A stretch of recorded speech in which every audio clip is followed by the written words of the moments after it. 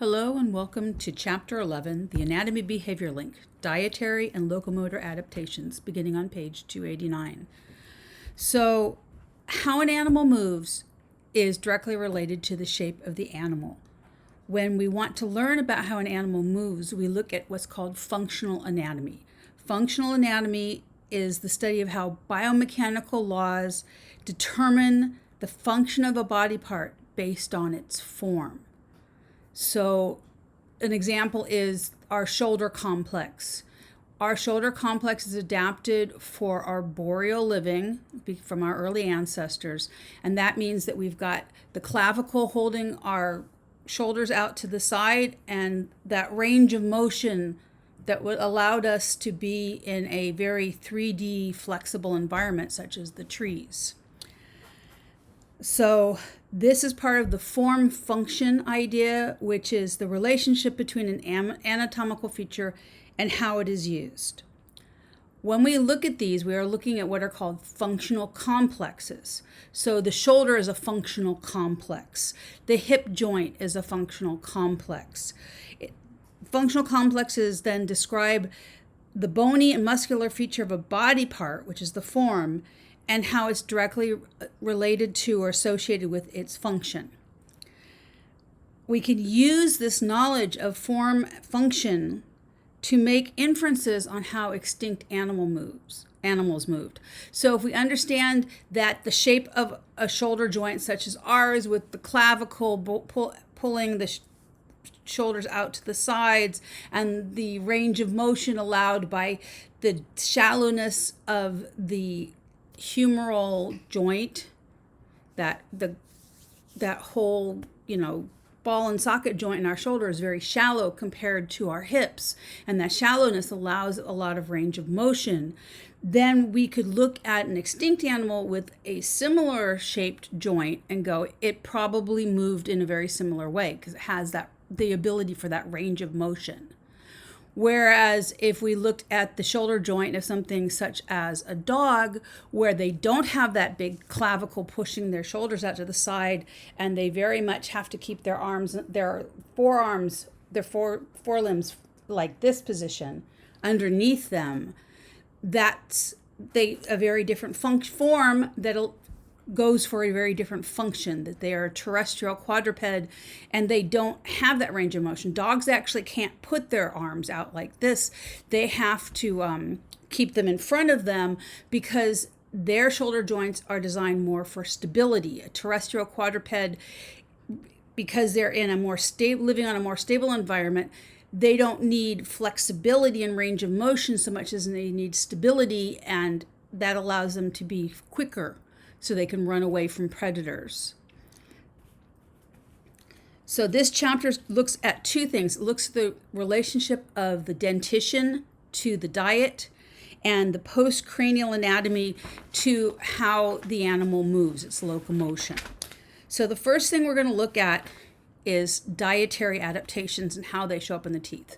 So the very first vertebrates were agnathans. The Gnathan refers to teeth, and the A in front means none. So the first vertebrates did not have teeth. And it is theorized that teeth originally evolved from fish scales, because fish arose before land animals did.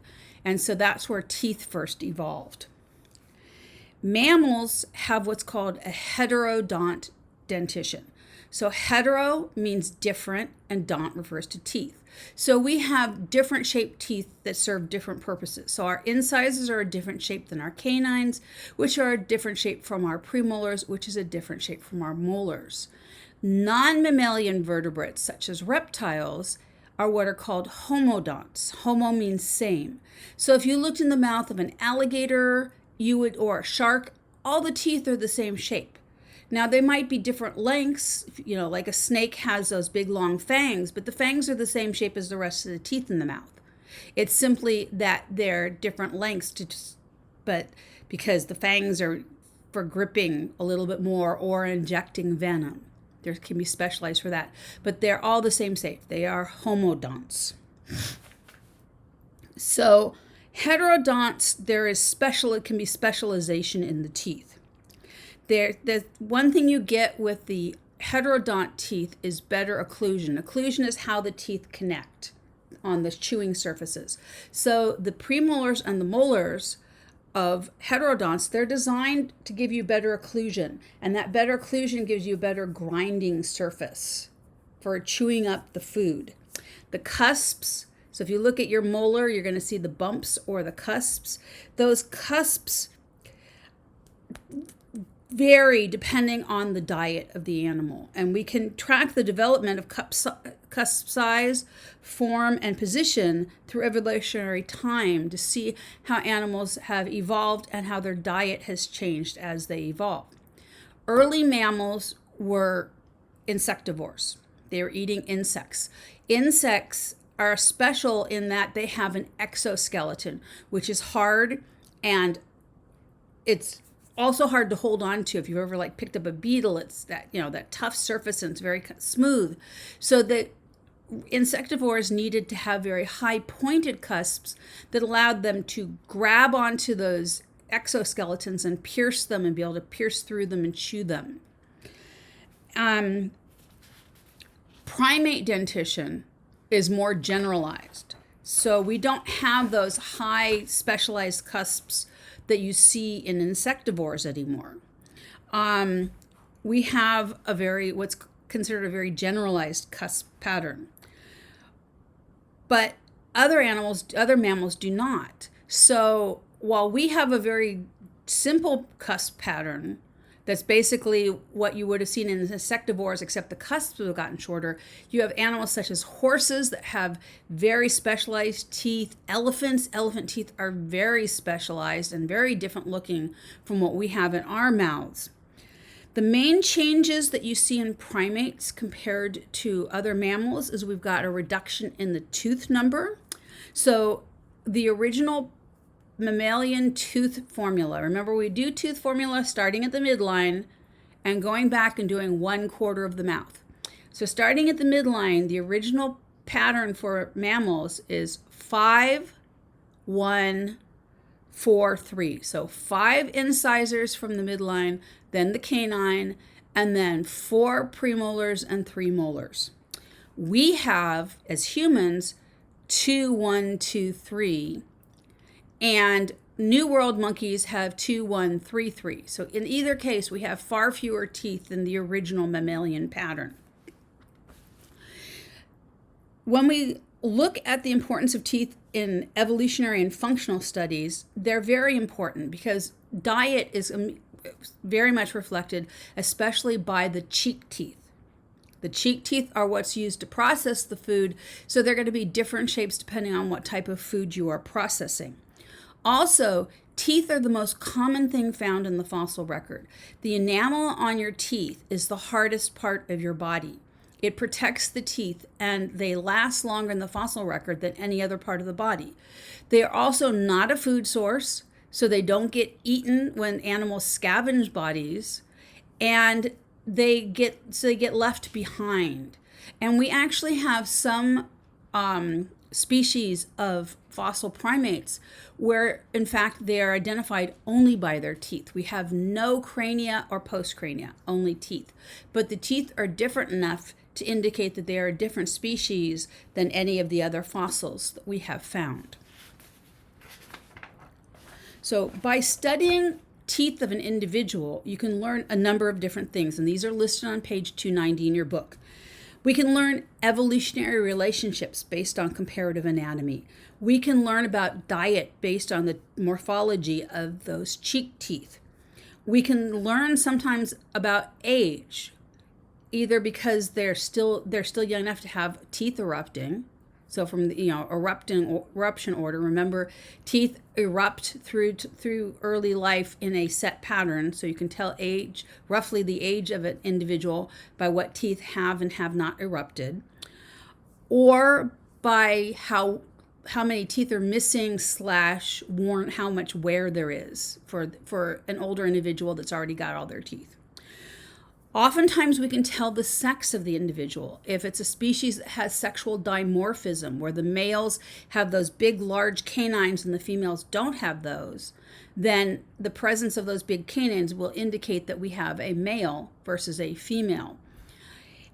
And sometimes we can learn about their mating system, because there are various mating patterns that we see in primates, and those that where the males are fighting with each other for females are where we get that sexual dimorphism. So if we have a fossil species where we are seeing sexual dimorphism, then we know that this was a species that had one of those mating patterns, perhaps like baboons, where there's one male and several females and they're fighting each other for access to females, something like that, as opposed to a monogamous species where the males and females are going to have pretty much the same size dentition, because the males don't have to fight for access to females. They bond with one female and that's it. The female's not looking for anybody else. The male's not looking for anybody else. They're not fighting for anything. So they have the same size dentition. We can also learn something about the health of the individuals. Are we seeing cavities, which are scientifically called caries, C-A-R-I-E-S? Are we seeing abscesses in the dentition? And these give us some idea about their general health and nutrition, because the worse your nutrition is, the lower your health is going to be. Dental terminology and anatomical directions are important, especially if we're looking at fossils, so we can, describe what we have, which tooth it is, where in the mouth it comes from. So these are listed on page 291 in figure 11.2. We use standard letter abbreviations. So incisors are I, canines are C, premolars are P, and molars are N. And then we start at the midline. This is the mesial surface is to the front and distals to the back. So my first incisor, this one's I1 and this one's I2. All right, and we can do the same with the premolars, P1, P2, and then the molars, M1, 2, 3, moving distally towards the back of the jaw. When we do this, we are, remember, referencing only one quadrant of the jaw. In humans, scientifically, we actually don't have P1, P2. We actually have P3 before P4, because evolutionarily, it's the first two premolars that we lost over evolutionary time. But most people just count them as P1 and P2, because that's what we have, 1 and 2. We have 2 in our heads. So we have the dental arcade, which is, the whole arch of our upper mouth or our lower mouth. And we have different terms that help us figure out where we're talking about. So buccal, B-U-C-C-A-L, is referring to the surface of the teeth up against your cheek. The buccal surface is the surface of the tooth against the cheek. Lingual is going to be the surface of the tooth against the tongue. Now this is for the cheek teeth. When we get to the front teeth, the incisors and the canines, we still have a lingual surface, but instead of a buccal surface, we have a labial surface. That refers to the labial surface as the lips. So the surface that touches your lips is the labial surface. The surface that touches your tongue is the lingual surface. Again, mesial, distal. Tooth form, the cheek teeth are the most important teeth in terms of figuring out the diet of the animal you're looking at. Because this is how the food is chewed, how it's masticated. The front teeth all serve the same purpose, no matter what your diet is, and that's to get the food into the mouth. But different foods need to be processed differently, and that's where the difference is going to be seen, is in our premolars and our molars. We have 2 different ways of classifying teeth. One is by the occlusal surface, the surface where they're touching, looking at what the cusp configuration looks like. And then the crown height. And the crown height is the part that's covered in enamel, from the gum down to the end of your tooth. It's the enamel covered part of your tooth. So when we look at occlusal surfaces, there are 3 main categories. The first is bunodont. These are low rounded cusps associated with omnivorous animals. That's what our teeth look like. So if you want to know what a bunodont molar looks like, you can just open your mouth and look in the mirror. These are very generalized. Many primates, but not all, have bunodont molars, and as well as humans, bears, and pigs, so omnivores. Selenodont are cusps that are elongated in an anterior or posterior direction to get increased cutting surface. And this is what you see in a lot of herbivores. So if you look at a picture of like a horse tooth or a goat tooth, that's got this cutting surface, this wavy cutting surface on the tooth that allows them to rip through the grasses and what they're eating. And the third is lophodont. And these are teeth that have ridges or lofts that connect the cusp. So we've talked about this before, that we have the old world monkeys have bilophodont molars. So instead of having 5 separate cusps on their molars like we do, they have 4, 2 connected by a ridge and 2 more connected by a ridge. So bilophodont, 2 lofts. Then the other way we look at them is crown height. So there's a lot of different variations. These are the 2 extremes in crown height. The first is hypsodont, Hypsodont. And this is high crowned. This is the enamel extends far past the gum line down into the tooth. The tooth continues to grow throughout the life of the animal as it is worn down by abrasive food. So this is what we see if we look into a deer mouth or a horse mouth. They have these very tall teeth that are just tubes. They don't have, if you look at your molars, you've got a very distinct shape for a molar. Their teeth are just kind of like a tube with the top of it and then back down again. And because grasses have so much silica in them, and plus when you're grazing, you're getting dirt in your mouth as well, which is abrasive. The teeth get worn down, so they need to keep on growing. The other one is brachydont, and these are primates. This is low crowned. Teeth do not extend far above the gum line. They have a very clear crown, neck, and then root system. Think about your classic drawing of a molar. It's got that nice rounded crown. It comes into a neck, and then it goes down into the roots. The occlusal surfaces are typically very sturdy because these teeth do not continue growing through the animal's life. Therefore, they have to be sturdy enough to survive, what the animal uses them for their life, or else they're not going to have any teeth to eat with. They're either pointy for holding prey, such as with an insectivore, or more square shaped with low rounded cusps like we have for more of a grinding surface. In carnivores, we actually get specialized teeth where they've actually evolved to be more blade-like. Their upper premolar and lower first molar are called carnassials, and they look like blades. They look like serrated knife blades to help them cut through the meat as they eat. So tooth function is actually an accessory to your digestive system. So this is the start of digestion. Once food gets in your mouth, you start chewing it up. That chewing is the first part of digestion. So your anterior dentition, again, its main function is to get the food into your mouth. Think about if you bite into a loaf of bread, a sandwich, biting corn off the cob. You're using those front teeth, but you're not chewing with them. You're just pulling the food off and getting into your mouth. And then your back teeth, your cheek teeth, are what's actually grinding up the food. And that's called mechanical digestion. It's the beginning of your digestive system. You have mechanical digestion, and you begin the chemical digestion because your saliva has enzymes in it that help to start the digestive process. But that mechanical digestion is very important.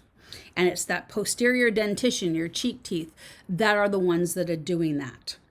So they work to break down food in one of 4 ways, and this depends on cusp form. And this is in figure 11.9. So you have piercing and crushing, and these are your insectivore teeth with those really high, sharp cusps. You have shearing, which is the ridged, wavy cusps that you see in herbivores. Crushing and grinding, that's what our molars are designed to do, with the low rounded cusps with really good occlusion with basins. So it's almost like when my fingers connect together, where you have the high points of my knuckles going into the low grooves. That would really gives me a really good grinding surface to get my things ground on. And it's really good for slippery or hard foods such as nuts or fruits. And then the last one we only see in carnivores, which is tearing, large heavy teeth with sharp cusps and long sharp edges, which is the carnassials.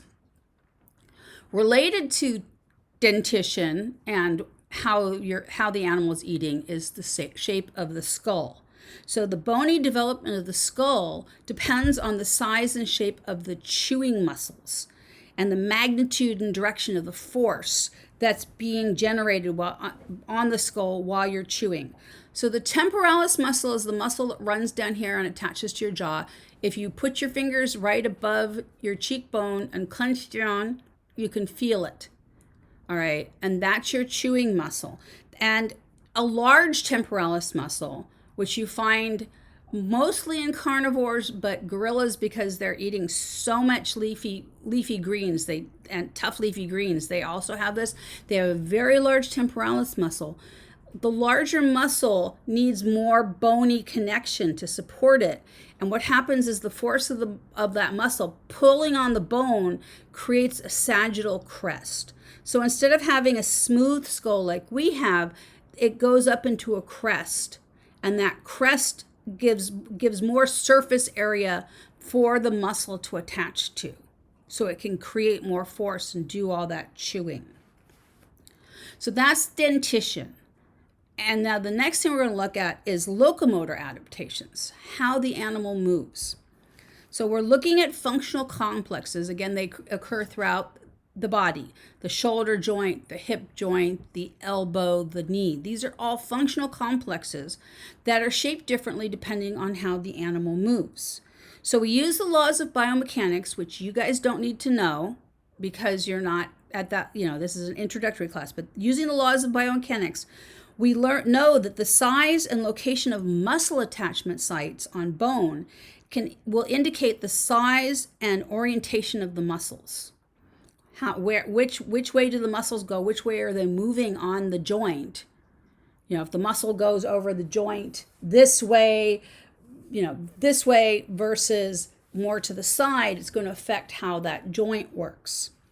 So we can, from that and from study of living animals, we can extrapolate the degree of speed and strength that is generated at that articulation by the muscles.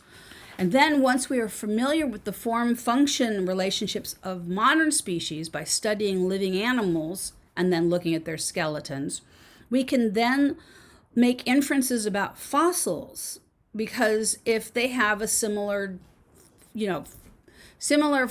functional complex to a living animal that uses it in a certain way, then we can say, well, that animal probably moved in the same pattern, because how the bone is shaped, how the joint is shaped affects how the animal can move it. So postcranial morphology is correlated with positional behavior, posture, and locomotion.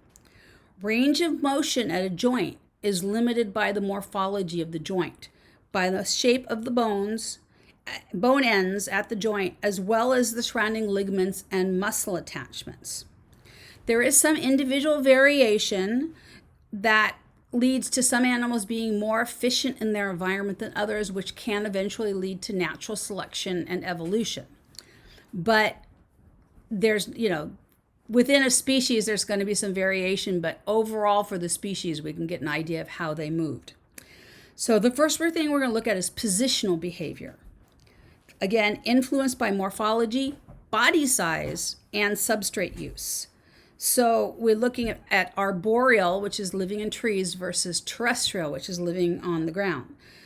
First thing we look at is joint form. Table 11.1 and figures 11.10 to 11.13 talk about this. Arboreal quadrupeds have more flexible mobile joints than terrestrial. This means that there's pure bony restrictions. So if you look, remember how we looked at how shallow the shoulder joint is, that ball and socket joint, compared to the hip joint on humans. And so the hip joint has that much more bony restriction. And that's because as bipeds, we need the stability of our hip joints to help us be able to walk. But our shoulder joints are still what we evolved for arboreal living. So we need that shallow ball and socket joint allows us more range of motion, which allows us to be able to deal with a very three-dimensional flexible environment. Trees, you're not just walking a straight line. There's branches, and branches are flexible, and you have to be able to deal with them moving and sometimes breaking and being able to reach all over the place. So you need those more mobile joints.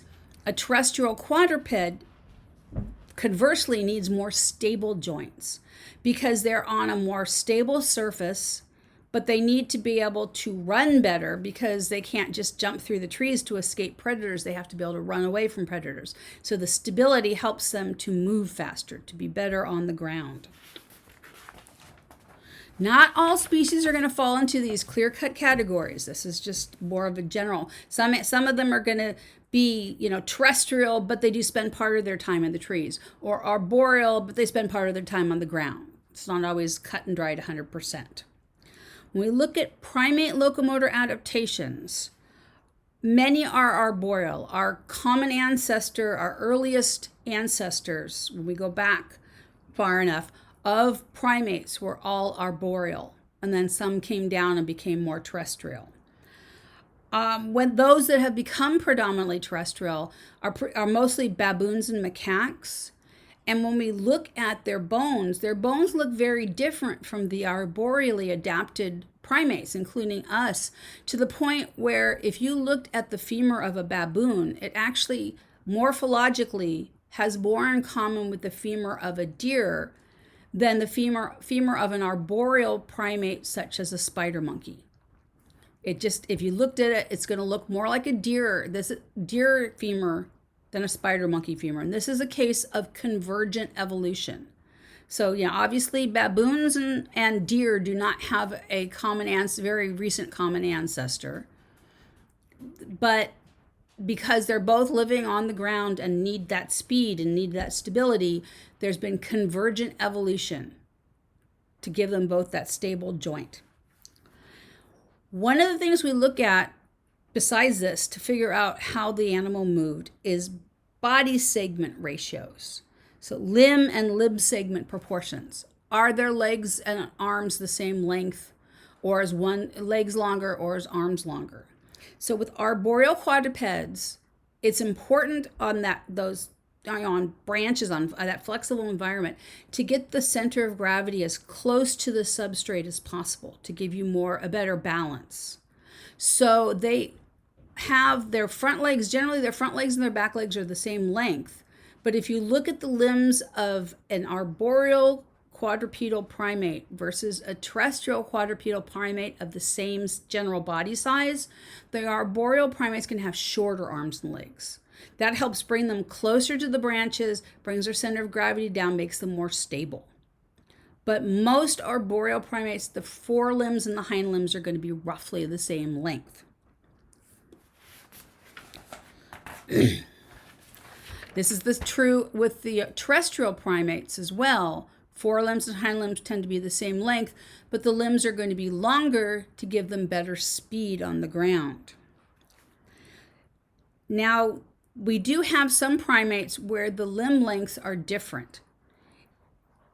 If it's forelimb dominated, if their forelimbs, their arms basically are longer than their hind limbs, this is because their means of locomotion is called brachiation.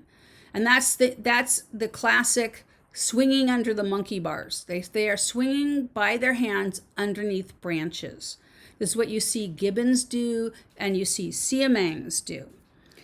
And then if you also have some primates, mostly smaller ones, that their hind limbs are longer than their forelimbs. These are your vertical clingers and leapers.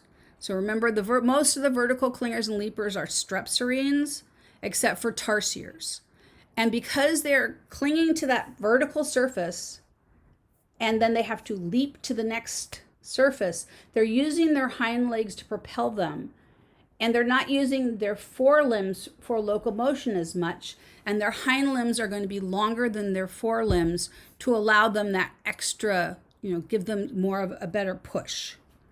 So when we look at this and if we have a fossil species, we're trying to figure out which is longer, we look at what's called the intermembral index. This is the ratio of the forelimbs to the hind limbs. If it's 100, then they're roughly the same length, the forelimbs and the hind limbs. If it's greater than 100, then their hind limbs are longer.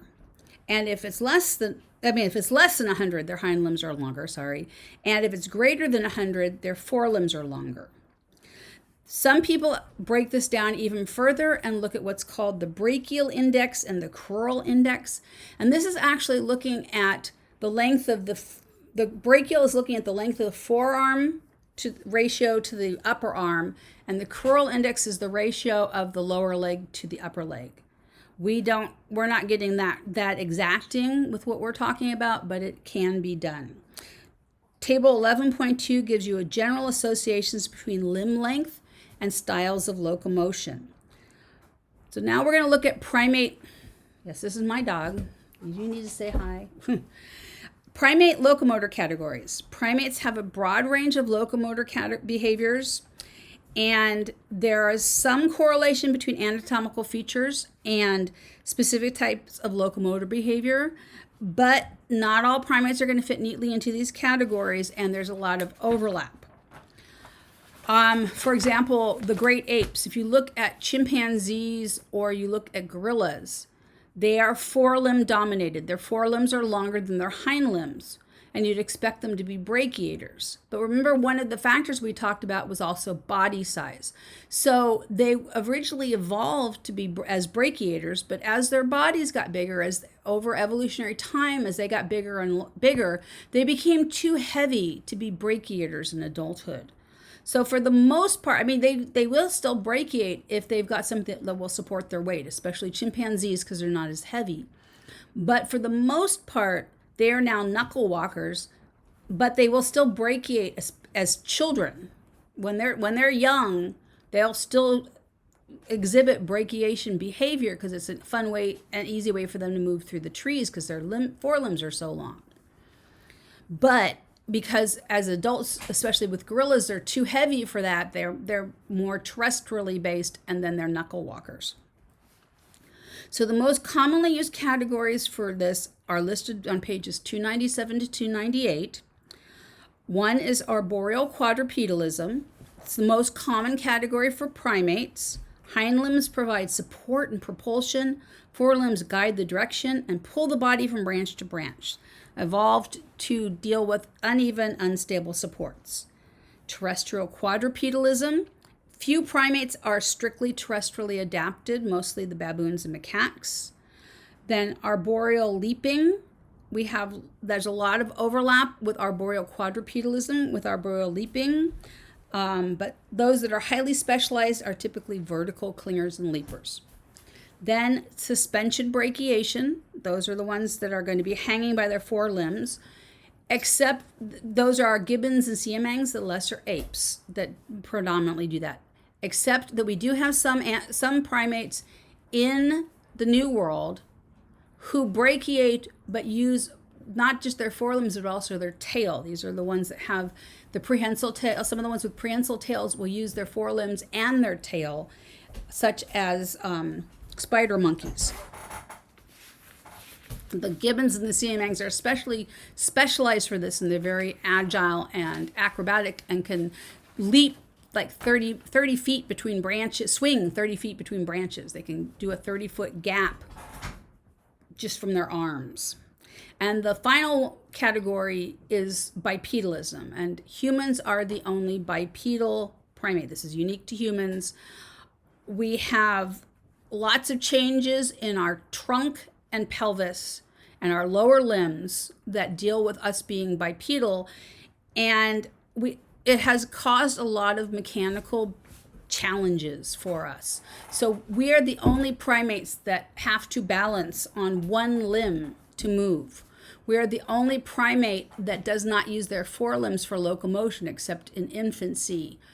We need to be able to balance on one foot. We have all these changes, but it puts a lot of pressure on the areas that have changed. So you hear at older people, they have lower back problems, they have hip problems, they have knee problems, and these are because of the mechanical changes that occurred to allow us to be bipedal and the greater weight load that we have because we only have 2 limbs to carry our weight.